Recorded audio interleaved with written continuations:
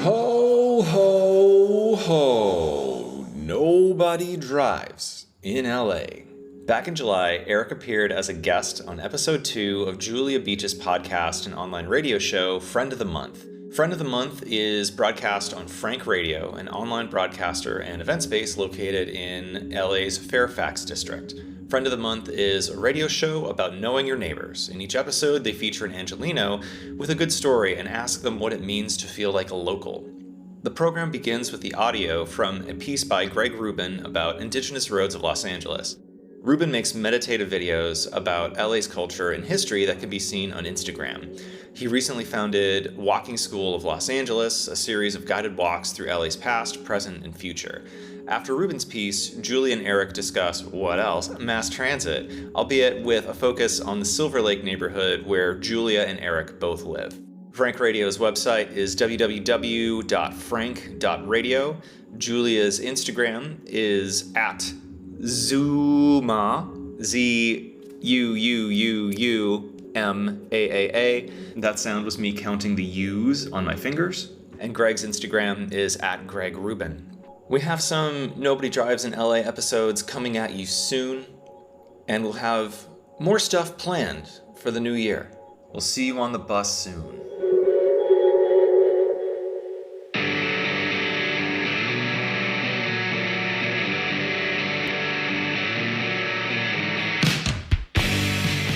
Welcome back to Friend of the Month, a radio show about community and knowing your neighbors. Each month, we're inviting an Angeleno with a good story to talk about what it means to feel like a local.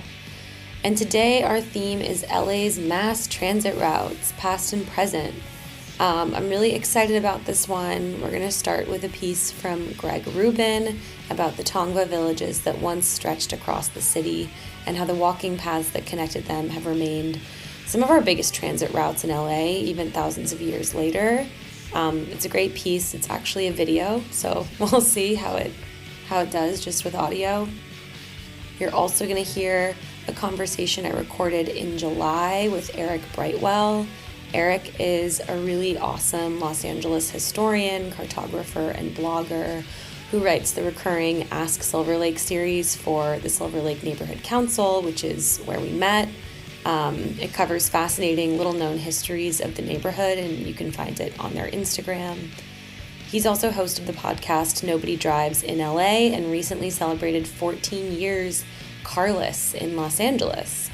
I wanted to have a conversation with him about how LA has been shaped by modern transit and also to ask some more questions about Silver Lake's historic railways and pedestrian paths. Hope you enjoy.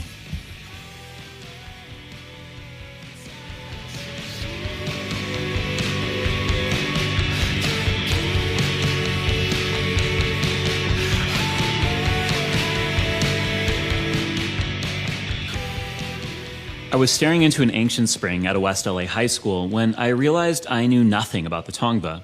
They had a village here called Kurravunga, but where were the others? All over, it turns out. Mongna was on the west side of the LA River, probably near Hyperion. Cahuenga is now Universal City, home of the giant minion.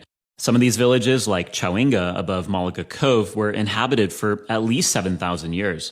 There were about 100 villages in all, independent yet interconnected, each with about 30 miles of territory to hunt and gather.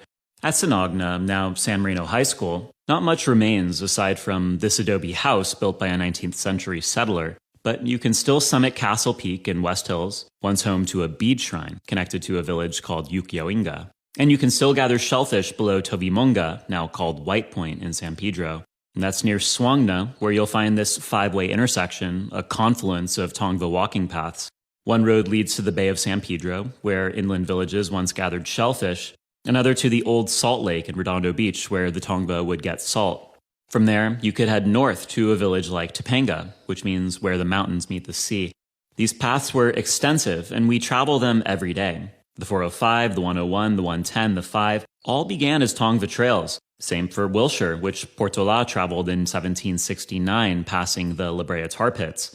The Tongva were kind and welcoming to the Spanish, but things would sour just 2 years later with the founding of Mission San Gabriel. Despite the religious overtones, the missions were fundamentally about expanding Spanish territory, and so this site was chosen for its proximity to Tongva villages, whose inhabitants could further that cause as slave labor. Same for the Pueblo of Los Angeles, which relied completely on Yongna, a village that today is either the 101 or Fletcher Bowen Square.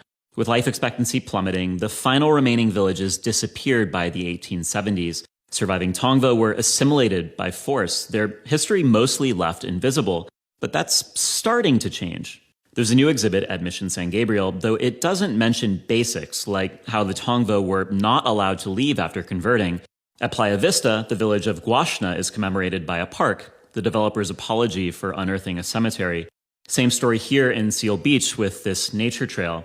Meanwhile, in Encino, big changes are planned at Los Encinos State Park, once a village called Siutcanga. The park doesn't tell that story, but soon it will.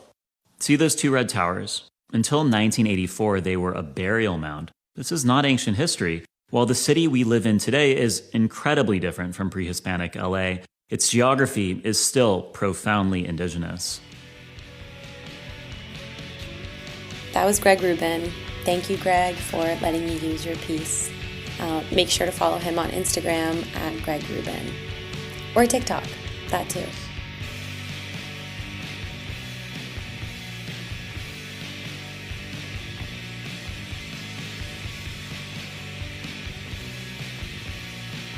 I listened to your pod. It's great. I really liked it. Yeah, and I also looked at your Instagram and saw the meetups that you do with people. We just did the first one. That one was so big, and it was such a surprise and was so cool. So cool. That for that many people to come and no one to be like a negative weirdo that creeped people out or anything. Yeah. Because it's all just strangers, for the most part. It was like people that don't know each other coming from different parts of the state, different parts of Southern California, and then everyone was so cool. And I think it was the second guy that came that was like, oh, it kind of feels like a blind date because, so he was the second person that came. So it was just me, and the first person was this woman, Tanya, and then he showed up. And so we're not really sure what we all look like exactly. And then we don't have name tags yet. So, but there was a Dodger game that night. So the bar is full of Dodger fans dressed in Dodger outfits waiting for the Dodger Express bus. And then it was kind of like, okay, he doesn't look like he's here for a Dodgers game. It's this guy kind of poking around, not wearing any Dodgers stuff. And I was like, are you here for the meetup? And then, we just kind of got bigger and bigger. And then it was like pretty much at the bar's capacity. And we're like, let's walk over to the brewery and we won't be, overwhelming the one bartender. Because there were about 40 or 50 of us or something like that. Yeah, it was a big turnout. And I also love that you asked everybody who came to this meetup that you do for your pod, Nobody Drives in LA. Yeah. You asked them all how they got there and what lines they used. And I think I would actually love for you to talk a little bit more about that, because one of the things that I have struggled with, like I've lived in LA for 9 years and I have taken public transit, I think 3 times only. And the few times I've taken it, I always find the metros to work really well, but the buses have been pretty delayed. And also, like, I am always confused about, like, do I live close enough to a train line? Like, it doesn't seem very easily accessible. I think there are a lot of kind of haters on LA public transit, which I think is fair in a lot of ways, but also I don't know if it's, publicized well enough either. Well, I'll say part of the idea of the podcast is that there are a lot of haters. There are people that that have never taken the train that will say it's a great place to get stabbed, or it's just a homeless encampment on wheels, and then there are the boosters that are like, actually it's the best and it's perfect, and I'm like, the truth lies somewhere in the middle. you know? So we wanted to have a podcast that wasn't just big upping and pretending that it's better than it is, but also not that's like demonizing it, making it seem worse than it is, and talking about like what the actual issues that we encounter, and also just not being beholden. We're not employees of Metro or any transit agency, and then so we can speak freely about it. Yeah, we occupy that middle space. And then what was I going to say before that? Oh, about how you get there. I don't remember exactly when we started asking that, maybe right at the beginning. But in my mind, it was kind of like, the Californian sketch on Saturday Night Live. They always talk about, they go into like unnecessary detail about how they got there. And then they tell each other to leave. Like, why don't you drive down, Shannon Road and then take Griffith Park and then hop on the 5 and then get, drive back to Orange County or whatever. Yeah. So I was like, people do talk, not like that, to that extreme here, but people that are car dependent talk about their car commutes a lot. And they always talk about, and I always say they sound like they're talking about a prison sentence. It's like, because that's how much they hate driving, even though they'll pretend sometimes they like it. It's like, it's just a pleasant experience, and then instead of just like this solitary slog of being in a car. Totally. Well, it allows you to like connect with your community and your city in ways that otherwise you really wouldn't, especially in LA, because it like opens you up to have the ability to like look around you. Yeah, you definitely notice a lot more. Yeah. Because if you're in a car, you should not be looking around that much. No, hopefully not. Right. And you also shouldn't be on your phone though, and like those are, if you're on a train or a bus, you can look at your phone, you can look out the window. And yeah, when I did an episode of How to LA for KPCC, they had me on as a guest, and we took the bus down to Grand Central Market, and the hostess had questions about what's this, what's that, and that's when the Ostrich Farm Railway came up, was because she was like, what's up with this hillside cut, here? And I was like, oh, they cut that for the Ostrich Farm Railway. And she's like, wait, what? And I was like, oh yeah, Sunset started as a train track for a train to take people to look at ostriches. And she was like, what? The Ostrich Farm Railway is something I really want to talk to you about today. But first of all, I mean, we're a bit late in now, but I would love you to just introduce yourself. Who are you? Which neighborhood in LA do you live in? And how long have you been here? I'm Eric Brightwell. I live in Silver Lake, and I've lived in Silver Lake since I moved here in 1999. So awesome. Yeah. Long time. That's amazing. Yeah. Cool. Seen some changes, some better, some worse. Totally. And how long have you been carless in LA? Actually, today is the 14th anniversary of me selling my last car for scrap. Absolutely, yeah. Damn, I should have brought a cake. I didn't know. I should go home and get a car-shaped cake and then just burn it and throw it in the trash or something. Totally. Like, I'm done with this. Wow, so you 14 years ago today, you were like, I'm done, I don't need a car. Yeah. That's incredible. And do you commute to work? Like, how do you get around? I ride my bike to work, and I've thought about it before. It would be interesting to see. Because again, it's kind of one of those things where if you're multimodal, I feel like you don't. I'm also very bad at estimating these kind of things. But if I thought, how do I mostly get around? Like if I added up the miles, or if I measured it in how, like I guess I probably walk mostly and then ride my bike and then the bus. Yeah. And then less often the train, but yeah, just. Are you ever in a position where you're like, I need a car, I have to borrow a car?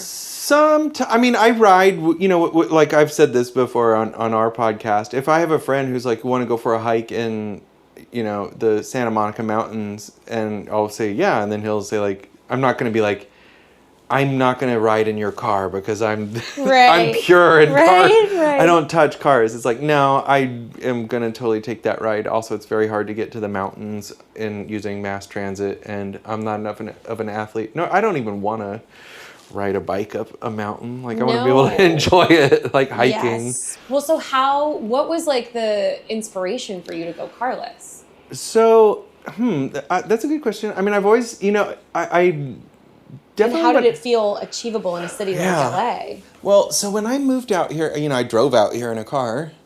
From where? Full of stuff from Iowa, where I went to school at University of Iowa.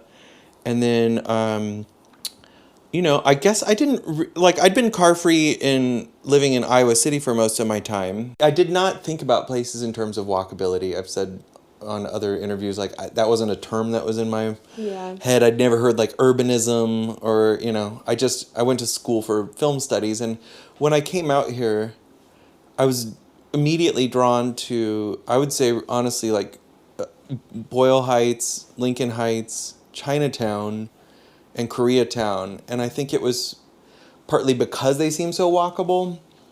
Like that, and Chinatown, I remember, I'm like, oh, you could live above a shop, because so much of American cities are zoned so housing is over in one place, and then you have to drive to some place where the shops are, and then you drive to some place where the jobs and industry are, and everything's separate. And I was like, oh, that's nice that you could live above a market and then just walk downstairs and get stuff instead of piling into a car and then driving for 45 minutes to a grocery store down some boring road and then loading up for like 2 months, you know, and then Right. trying to figure out what you're going to want in 2 months and buying a bunch of stuff that's not seasonal anymore.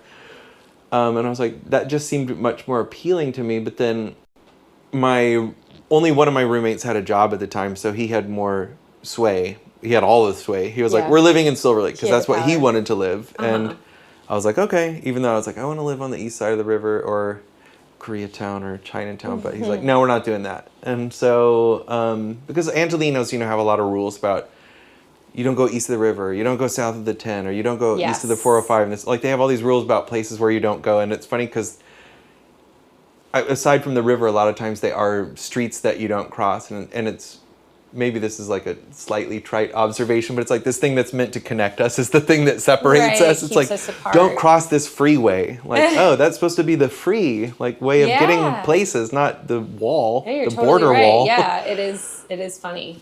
I started working at Amoeba in 2001. A lot of the people, honestly, so about a third of the people that worked at Amoeba when we opened, I would guess, were from San Francisco, and they tended to be more walkers, and they usually chose to live close to Amoeba instead of drive in from Whittier or whatever.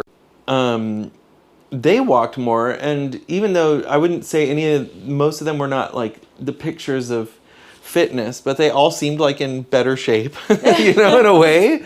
Like, I'm like, oh, even though they like are chain smokers, they walk everywhere and they look okay. They're able to walk. And I found that kind of inspirational. And then I didn't drive for like 7 months, kind of as a challenge when I still had a car. And then I had my ex lived pretty far away in the San Gabriel Valley, like the eastern end of it. And so I would ride my bike out there, and then after my car got towed and impounded because I hadn't moved it in so long. Wow. And someone complained, even though it was on this like 1 block cul-de-sac. So someone there complained that this car's not moving enough. I thought I was doing something nice for the environment, but it got towed, and then I had to get it out of the impound lot. And then after that, I was like, yeah, I don't love this. And then so I blew 2 head gaskets on this day 14 years ago. Wow. out in Palm Springs, and I got as far as like Desert Hot Springs. I was by the windmills, and then I was just like, this is not worth it. I did fine without this thing for 7 months. Trying out being carless or going car light in LA is a very scary prospect for a lot of people, I think. It definitely felt like I was like doing the trapeze, and then like they took away the safety net for a second. I was like, what if I need it? And people will say that, like, but then when you think about the hypotheticals, a lot of times people will be like, well, what if you need to move a couch? And I'm like, okay, well, I just saw today that U-Haul is still $19.95 plus mileage for it, you know? Right. Like, okay, I have $20 in my wallet. I'll just go rent something if I need to move a couch, which I have not needed to move a couch in like 15 years. Exactly. That was going to be like kind of my question is like, what is your elevator pitch for going carless or car light in LA? Like the most concise or like easiest way to frame it to people of being like, this is a thing worth trying. I would say just like, you know how people do meatless Mondays or something like that. Do like carless Thursday, or it doesn't have the same alliterative effect. Carless, motorless Monday. Motorless Monday. Motorless and meatless Monday. Yeah. Because you'll still have it, but also, I mean, the last person we interviewed for our podcast, he has a car, and he only drives once a week, so that's just his rule. Yeah. So I don't think it's not necessarily bad to have, but at a certain point, it's like if you're not I think when you go car free, you think, okay, am I going to be like bumming rides for my friends all the time? Am I going to be using Uber and Lyft all the time? I haven't used Uber or Lyft in probably 6 years, I would say. But also, I think there are neighborhoods in LA that are like more or less suited to this sort of thing. So I know sort of like the LAX, they just opened that big metro station. I saw that you were there, and you also got a tour of the subway cars, which I would love to hear about. But I feel like LA is really making an effort to sort of like reshape the narrative about LA being a city where you can use public and mass transit. And so, I'm curious in your experience, like for somebody who has only ever used a car and is like, I want to try this out. Are there like specific routes or specific neighborhoods that you think are good places to be carless? Oh, I mean, there are definitely neighborhoods that are better to be, like Silver Lake is not the easiest, because we don't have any trains in Silver Lake anymore. We used to. Yes, I know. Now we have do. the 2 freeway and the But we used to have trains in Silver Lake, like the Ostrich Farm Railway, and the trains that went up Sunset Boulevard, and the trains that went on Santa Monica Boulevard to Santa Monica, and the trains that went to Hollywood along Hollywood Way, and then all those got turned into streets. The Brand Avenue of Cars was Leslie Brand's train line to basically his house in Glendale. But, oh, wow.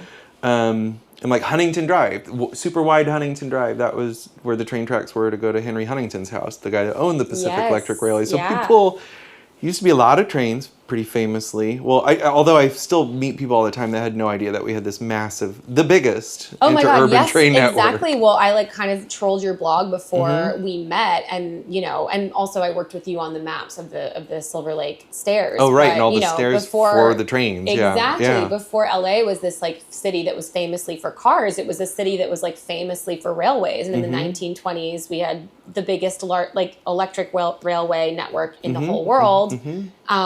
So can you kind of like walk me through a little bit of that history, especially in East Los Angeles, like how people moved around? You just gave me a little bit. Yeah, I mean, up until the teens, I believe I've tried to figure out exactly like when because people will say that Los Angeles is the capital of cars or it's the capital of car culture. And then you start to think like, what does that mean, and how do you think about that? Because if you think about it in terms of how many cars are registered per population per capita, we're like 27th in Los Angeles County. So, and there's 88 cities here. So it's not like, in that way, it's like we're not even Los Angeles isn't the car capital of Los Angeles. And then our vehicle miles traveled per person, we are, out of the 50 largest states, we are 41. So we are, New York is 50, of course, because nobody, and I'm sure it's like it's probably way ahead of our 41, but 41 is still like, there's 40 other of the 50 largest cities in the US have more driving than us. Oh, that's interesting. We have such a reputation. Yeah. But so I think some of that's old reputation, and it lingers. We have movies and the cars glamorizing movies, and car commercials are all filmed downtown, and they empty out the streets and they just show people cruising around with their family in a light rain and some classical music, and it's like, oh, look how nice it is driving around. They should show what it's actually like, and they'd be like, this sucks. The realities. But well, just real quick, back to like walkable neighborhoods. I mean, sorry, I totally. No, that's okay. No, I think like downtown is much more walkable because for better or for worse, it's still so many of the train lines here go through downtown. There are very few train lines that don't go out of this, spoke out of downtown. But Koreatown is very transitable to me. Westlake is very transitable and dense. It kind of is just like wherever it's dense, like the more densely populated parts of the city are the more walkable and transitable parts. But because there are, I remember like walking through San Francisco is famously very small and compact. I think what's like 7 miles across by 7 miles or something like that. And I went for like a walk there that, I don't know, I want to say it was over half the width of San Francisco, but it kind of flew by because you're just going by so much. And if I got thirsty, I would stop and pop into a place and get something to drink. Or if I got hungry, I'd just stop and, if something looked interesting, I'd go there. Yeah, and there's other people walking. It's not desolate. But there are places in Los Angeles where you could easily walk like 2 miles without seeing another person. Yeah. And all you see is the back of a sewage reclamation plant or a strip mall or a parking lot. And it's just such a slog and it's so unrewarding. Right. There is so much more liminality here totally. Which is I think part of like LA's magic, and also it's like downfall for stuff like this. Yeah, liminality is funny because it's like it's to a certain aesthetic eye it's interesting, but it's also you don't necessarily want to live in liminality. Yes. Totally. But yeah, walkable spaces, and then okay. So back to the transit. It goes. Well, I was going to say too that before the car became, Los Angeles did. Well, I think it was just measured in California. California ended up having more cars per capita than any other state. But before California had that title, it was like Nebraska, Iowa was the number one. Mm-hmm. This is in the 1920s? In the teens, and 20s, those South Dakota.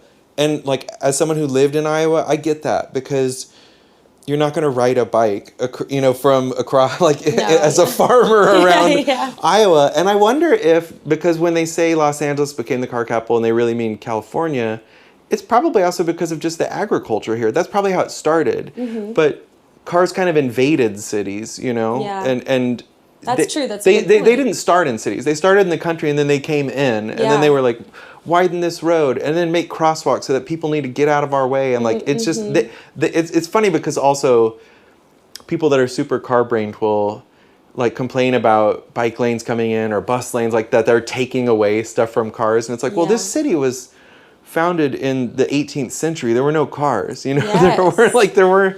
these streets, Wilshire Boulevard is at least 8,000 years old. Wow. Because it was a trail for the Chumash from the coast to go to the tar pits to get tar to mix with sap and to waterproof their clothes and their roofs and their boats and stuff to go out to the Channel Islands.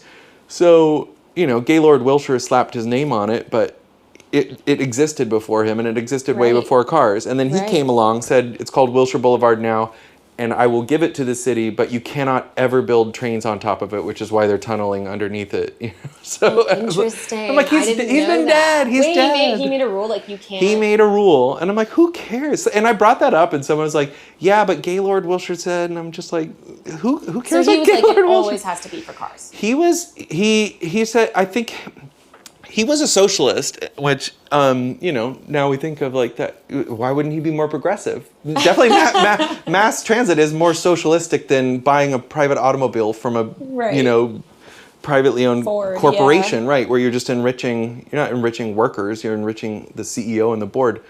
But I think he thought that would be liberate people in a way, like, oh, people will be free because they'll all be able to own cars. And they won't be, and also you have to think that the mass transit then, the Red Line, was owned by a super capitalist, Henry Huntington. It wasn't truly public transportation. There were a lot of things that were bad about it. The cars were segregated. He didn't keep it up because, well, just to tie it back into what I was saying about how it came with the city developing, he was mainly in it for the real estate. So he was so people wanted to live out here, because they were like, oh, the climate's nice and Hollywood's blowing up and I'm going to go out there and be a star. And so he's like, I'm going to start developing all this land and selling it. And the amenity that I'm going to have is saying like, hey, it's only like 10 minutes from Broadway on the red car. Yeah. And and then once people would buy all the homes in his suburbs that he was developing, he would just get rid of the train line or let it, he wouldn't keep it up. So it wasn't like, it was kind of a ploy to get people to buy real estate. And the way that Frank McCourt, who wants to build the gondola to Dodger Stadium parking lot, that's because he owns stake in like part of the parking lot, and he wants to build like a luxury mall there, and it's like, no, he doesn't care about getting people to Dodger games. There's only like 80 a year or something. Right. So all the other days he wants people to just go to his like Americana at Brand, but in the Dodger parking lot. And then he's like, yeah, and then we can, build this across public spaces like the Los Angeles Historic Park. So, yeah. Interesting. Yeah. I want to ask you about the Ostrich Farm Railway, because that was something that you had written about that I thought was so fascinating, because it was, one of the first places. It's so quirky and weird. It's the first train line through Silver Lake, I believe. Originally, there was a guy who had an ostrich farm west of Anaheim, and it was still Los Angeles County then. It wasn't Orange County. And I think from your blog, it was like the first ostriches in the U.S., I believe. It was I think so, because a lot died on the way over. Remember that? Yes, and then they brought them over from South Africa. He might have been from South Africa, and then he's like, oh. And people wanted big feathers in their hats. Women wanted big feathers, and then people were stealing feathers from the ostriches in Orange County, so he thought, I need to go somewhere more remote, which at the time was Rancho Los, I don't know if it was pronounced Rancho Los Feliz yet, or if it was still Rancho Los Feliz, but J. Griffith owned that, and he had subdivided a lot of his property that he could develop, and then like the hillier parts, that's what became Griffith Park, because it was like harder to developed. So he was like, here's this big gift for the city. Oh, cool. But it wasn't, he hadn't given it to the city yet. So Right. It was pre-Griffith. Yeah. His name was Charles Jerome Sketchley. Yeah, Sketchley. Yeah. Which Former is a great physician in name. the British Army living in Cape Town. Okay, there you go. Yeah. Yeah. Yeah. So he had firsthand familiarity with ostriches. And then he and like a group of, I think, 5 investors, they thought, okay, we'll build this ostrich farm somewhere more remote, which is, you know, now way less remote than Anaheim for most of us. But, and they built a train line. Well, because they decided they should commercialize it. They were like, Yeah. we'll have it open on like Wednesdays and Sundays or something so people can go pay to look at them or feed them. Yeah. And so they built this train line up what's now Sunset Boulevard, and then it curved up what's now Griffith Park Boulevard. Yeah. And went into Griffith Park and ended around. It was where the old zoo is in Griffith Park. Was it always used as like a tourism? I don't know if you remember. Yeah. tourism It was. train You know. line? It was. You know, he wanted to sell the feathers mostly, but then also they started because they realized that they could make money off of it, charging people to go look at it. And it's funny because when back then, I don't know why exactly, or maybe this isn't atypical of cities, but I kind of feel like it is.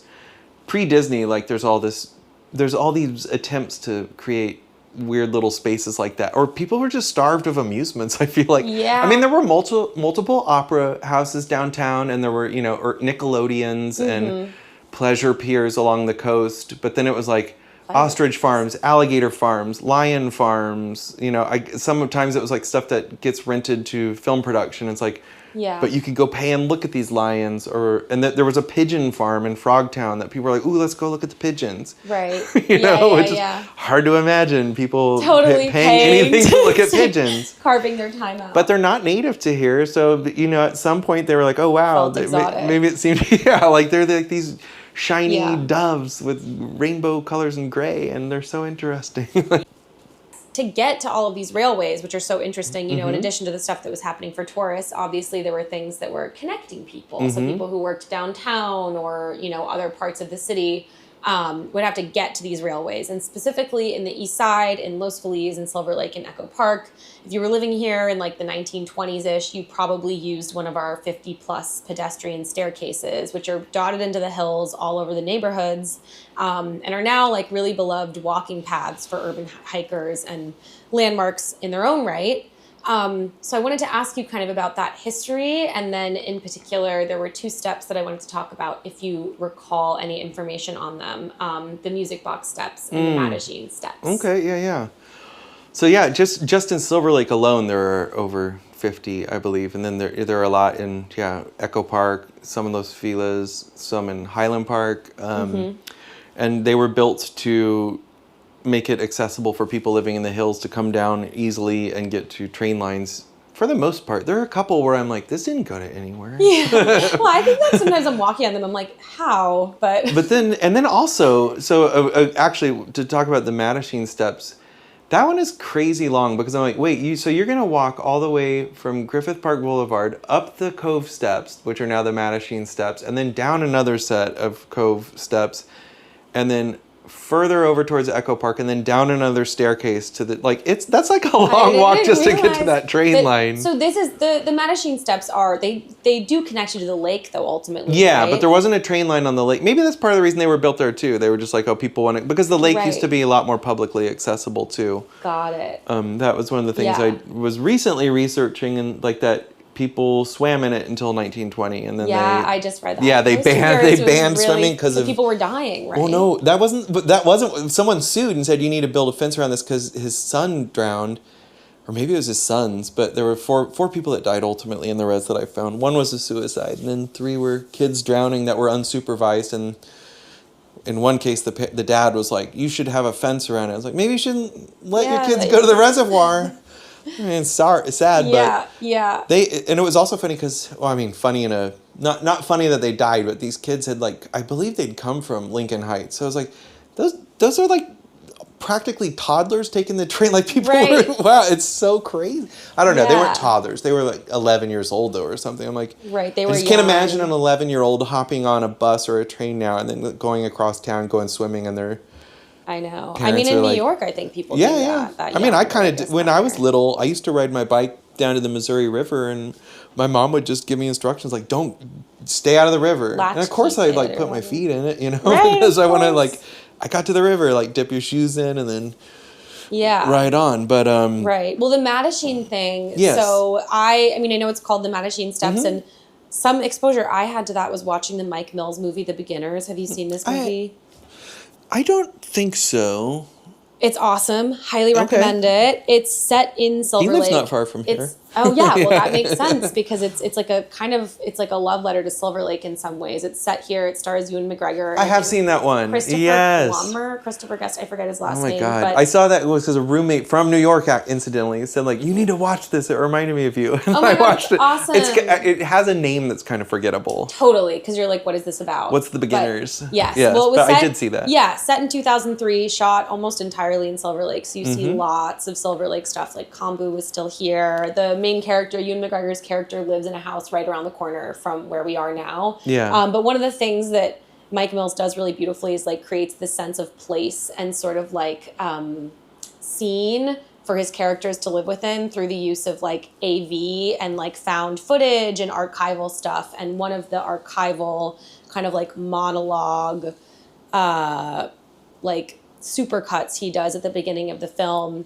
is about Silver Lake, and he mentions the Mattachine Society and how that society had a there was like a house they all met in around the Silver Lake Reservoir. Yeah, and it's still there, yeah. Which is where the steps run by. Yeah. Yeah. So that was one of the first gay rights organizations in the U.S. or just in the modern world, and they started out. It was like 5 or 6 guys, and it's crazy. Well, he was married at the time to a woman, Harry Hay, and he was an English immigrant, and he was married and he lived with his wife there, and he started a group called Bachelors Anonymous, which I was like, when I was giving the Silver Lake walking tour, I was like, that's already like a red flag if your spouse is like, I'm starting a group called Bachelors Anonymous. Like, you're not a bachelor. Right, yeah. I'm your wife. Yeah, yeah. This is like and a then, group meeting in secrecy, huh? And then they changed it to the Mattachine Foundation, which was a reference, I believe, to like a French medieval order that had, they didn't want to be out and out and,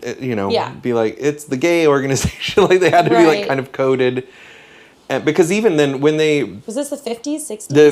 This is 1950, I believe. And then the FBI opened files on all of them. And they were also very leftist too, which is a big part of it. They were, communists and socialists, and the FBI cracked down on them. So they actually all ended up, I think, kind of quitting the foundation in 52, and then it became the Mattachine Society, which is kind of what we know it as better today, which was a little less, it was less politically radical than the Mattachine Foundation, than the original iteration, and then the Mattachine Society ended up moving to San Francisco, and I think they had branches in other cities, and I think by like the late 60s they were kind of looked at as like, oh, these people are into respectability politics. Like, they weren't as, flamboyant and out there and in your face and militaristic as a lot of the later gay rights organizations. So I think it was kind of maybe a bit forgotten about. And then, but that house is still there where they met. And then, people, I feel like it took a long time for people to kind of, across Los Angeles, really, they're just kind of slowly waking up to history and saying like, oh, we had this early gay rights thing. Oh, the Black Cat protest happened 2 years before Stonewall. Oh, we had, drag riots downtown before the Compton cafeteria. Like, San Francisco is so much more, and New York are so much more known for it and good at like celebrating that stuff and having plaques and stuff. And then we just didn't have that. And even the stairs, though, it took a woman from San Francisco she wrote a book about public stairways in San Francisco, and then she wrote a book about public stairways in Los Angeles in the 90s. It's kind of, I always think it's funny that Los Angeles has so many gated communities, and there are a lot of times inside of neighborhoods that are already essentially gated. Like, it's weird that you would live in Bel Air and then be like, this isn't isolated enough. I need a gate to stop my Bel Air neighbors from coming into my Bel Air gated community. And like up here, we have around the Garbett Estate, that's a gated community. Yeah. The Hathaway Estates. Right. And I've been in there, and it's like, there's nothing, it's Well, I feel like it's like this privatization of land, which, you know, we do all across America, but especially in LA, it's like one of the reasons why I'm kind of like charmed by your ability to go car free here. It's like you kind of have to make it's difficult to find ways to interact with people in the city that you aren't like actively volunteering to see. Right. Like in LA, you don't get cross in your paths car, with people all the time. You don't cross paths. There's no like overlaps. You choose to get in your car and you go to the office, or you choose the bar you go to. It's like pretty homogenous. You're surrounded by the same groups of people all the time. Everything is privatized. People have their own private yards. Public parks are scarce, like public access ways, like in many parts of the city. And so we're park poor across the city, even though we have very large parks. I mean, my romantic wish for LA is to be able to kind of spend more time in public spaces in general. You know, people talk about third spaces. There are like places that are so important for communities. I feel like people are talking about that more now in my life than ever. And I think it has to do with COVID forcing people to be isolated, and then people realizing even when they didn't have that much access to third spaces before, they're like, well, I miss what I had, and maybe we could expand that.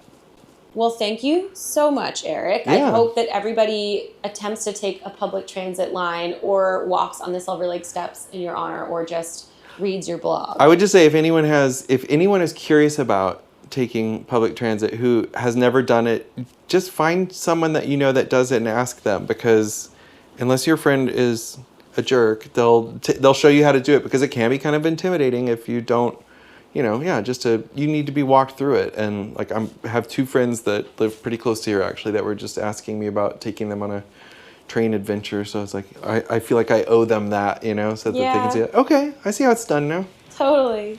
Awesome way to connect with your friends. Yeah. Absolutely. That was my conversation with Eric Brightwell.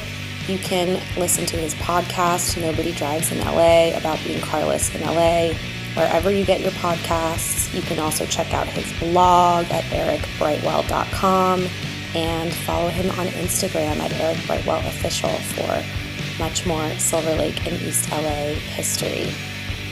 Thanks for listening.